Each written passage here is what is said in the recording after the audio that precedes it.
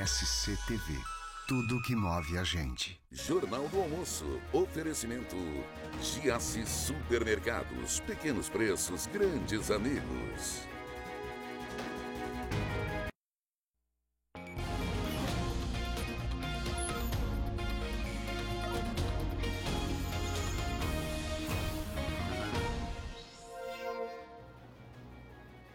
Olá, muito boa tarde para você. Depois de uma pausa aí para o recesso de fim de ano, o Jornal do Almoço, direto aqui do estúdio da NSC TV em Criciúma, tá de volta. Hoje é dia 2 de janeiro de 2020, uma quinta-feira bem fresquinha se a gente comparar com o primeiro dia do ano e com os últimos de 2019. A temperatura no momento em Criciúma é de 25 graus. Essas são imagens da região central da cidade, que aos poucos vai voltando à vida normal pós-período de festas.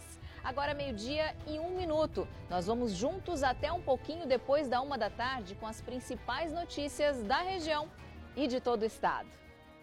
E a gente abre essa edição do JA falando sobre um acidente em Balneário Rincão. Uma passarela que dá acesso à praia caiu na noite de Réveillon. Hoje a prefeitura começou os trabalhos para consertar a estrutura. A Bárbara chega ao vivo com a gente para explicar o que está sendo feito por lá e também como é que essa passarela cedeu, né, Babi? Boa tarde para você. Boa tarde, Denise. Boa tarde a quem nos acompanha no Jornal do Almoço. Olha, tem uma equipe da Prefeitura, sim, trabalhando por lá, trabalhando para consertar essa passarela, inclusive reforçando a estrutura. A estimativa, a previsão aí é que ainda hoje ela esteja prontinha para o pessoal passar por lá normalmente.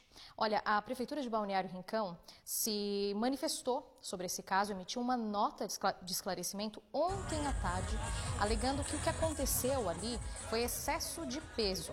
O acidente aconteceu na noite de Réveillon, então, segundo a Prefeitura, tinha mais ou menos 15 mil pessoas na orla de Balneário Rincão e tinha muita gente em cima da estrutura, parado em cima da estrutura, e ela não foi feita para isso. Aí o que aconteceu é que mais ou menos 2 metros dessa passarela acabou cedendo. A gente vai entender melhor o que está acontecendo lá, o que está sendo feito lá e também o que realmente aconteceu durante a noite de Réveillon na fala do engenheiro civil, o Nestor Bach. Vamos escutar? Olha só.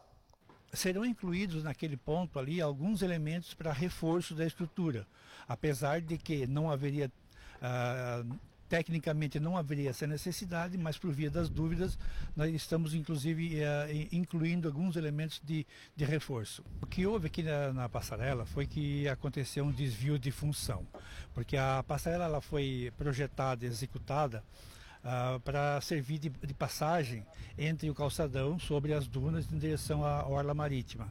E o que um acúmulo de pessoas na hora do show da virada ficou parado em cima da arquibancada, ocasionando um excesso de peso e foi utilizado praticamente como se fosse uma arquibancada.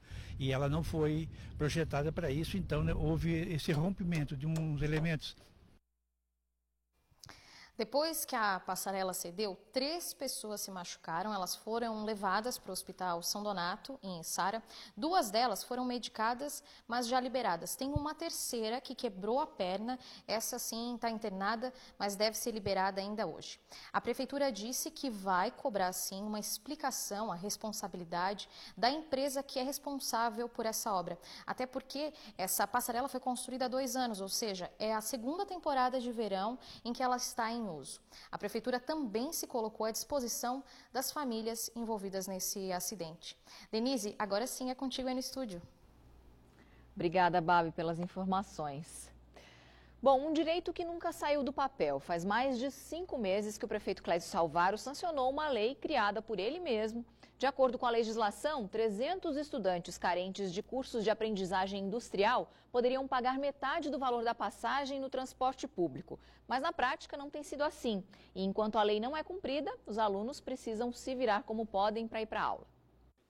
O Igor estuda elétrica no bairro da Juventude. Para chegar até aqui, ele precisa sair de casa pelo menos meia hora antes. É que agora o Igor vem de bicicleta. Antes chegava até o bairro de ônibus, mas a passagem estava pesando no bolso.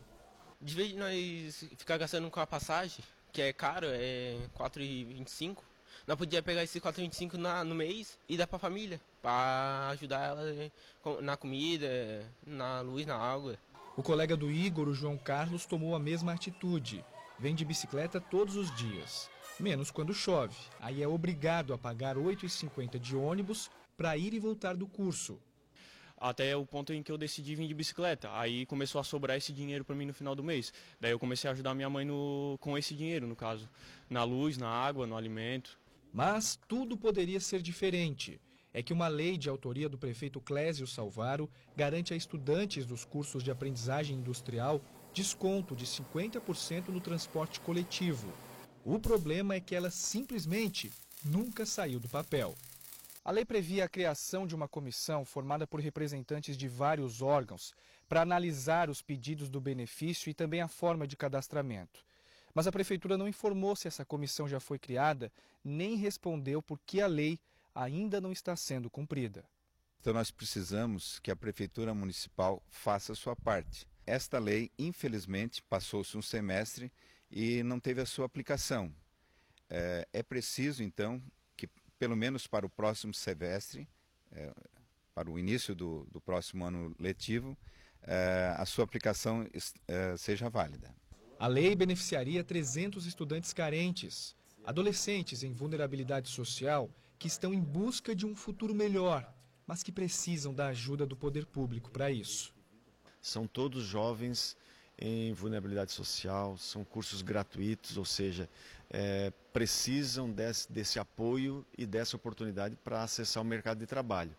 E o custo com a passagem de ônibus para as nossas famílias é muito alto, pesa muito na base financeira deles, né? Então, essa possibilidade de ter o desconto da passagem de ônibus, 50%, e eles puderem acessar os nossos cursos de uma maneira mais tranquila e mais segura, vai ser muito importante.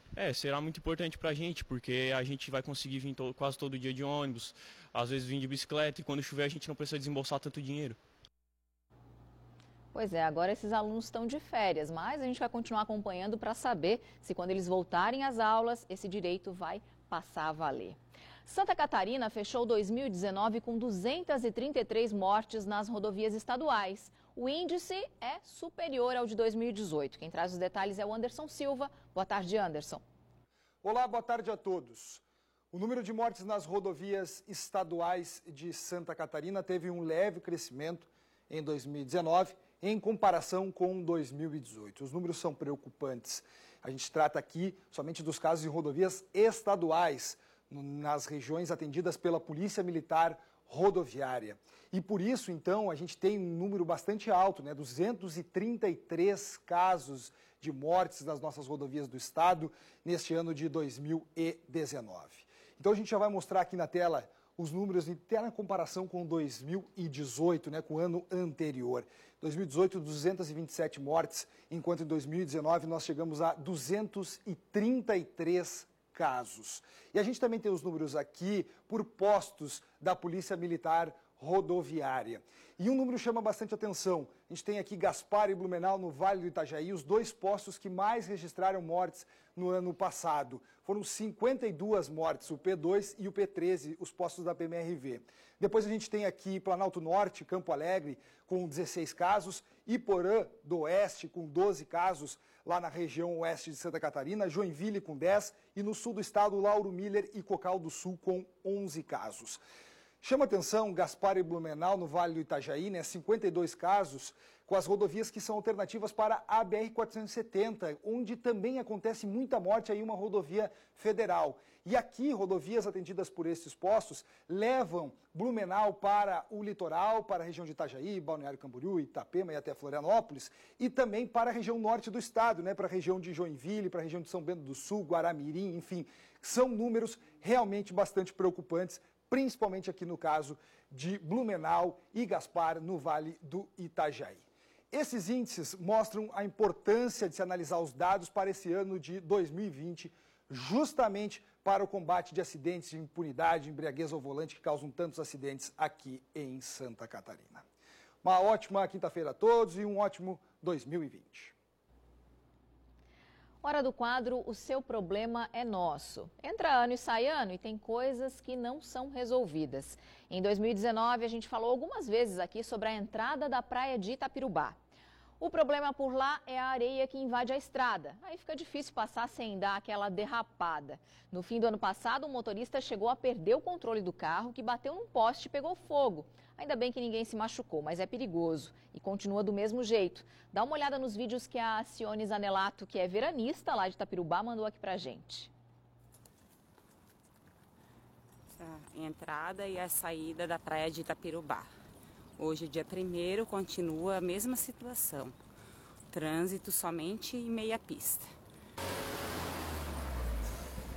Aí, ó, quando encontram dois carros, um carro com asa tola. Os pedestres também não tem por onde passar.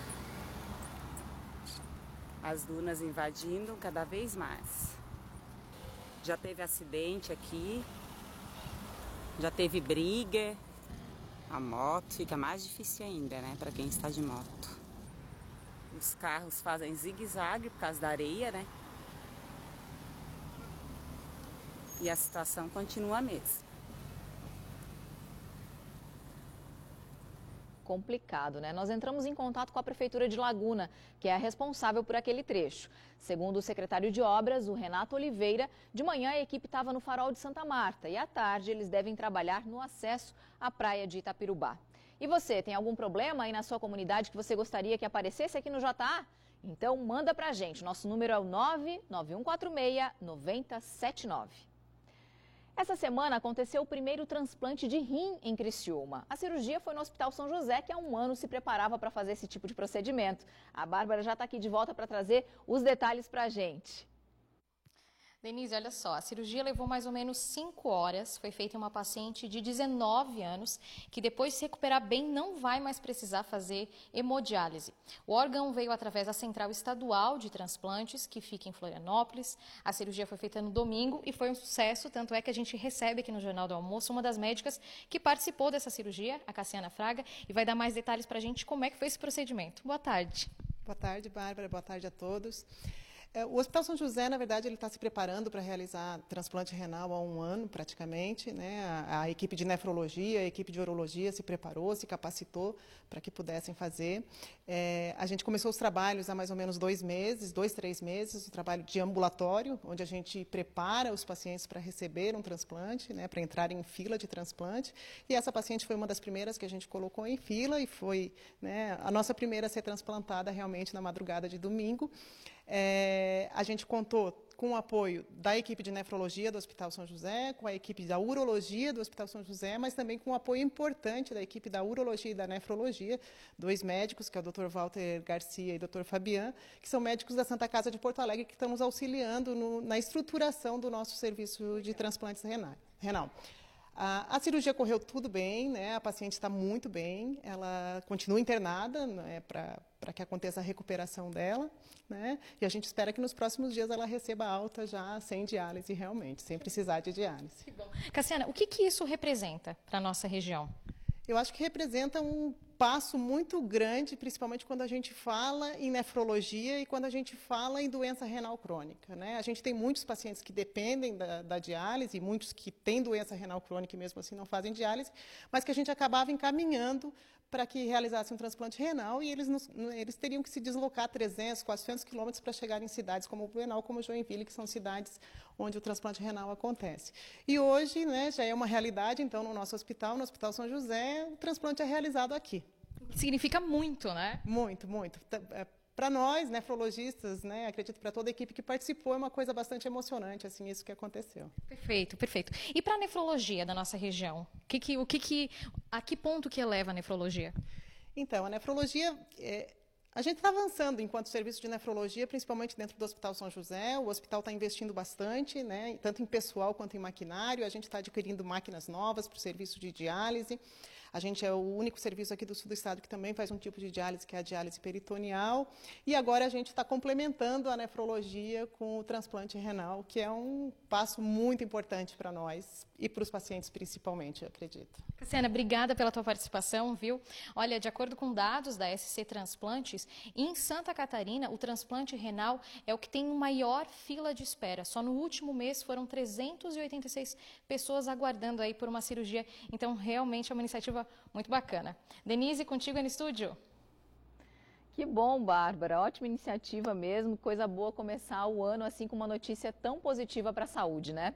Agora uma pausa rapidinha para o intervalo, mas não sai daí não, que em 2 minutinhos tem mais Jornal do Almoço.